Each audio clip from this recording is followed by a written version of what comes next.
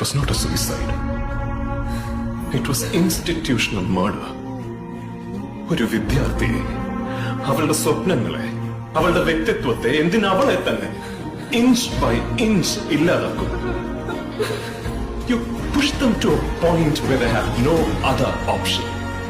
She was forced to quit.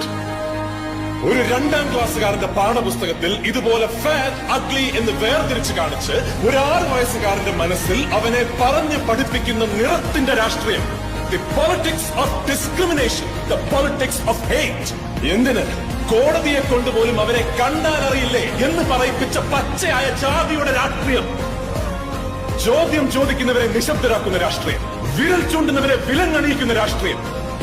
പക്ഷെ എത്ര നിശബ്ദരാക്കിയാൽ, ഏത് തുറങ്കിലടച്ചാലും ചോദ്യം ചോദിക്കുക തന്നെ ചെയ്യും. ഉത്തരം തന്നേ പറ്റൂ. കാരണം ഈ രാജ്യം ഒരുത്തന്റെയും തന്തയുടെ വകയല്ല. ഇത് നമ്മുടെ രാജ്യമാണ്. നമ്മുടെ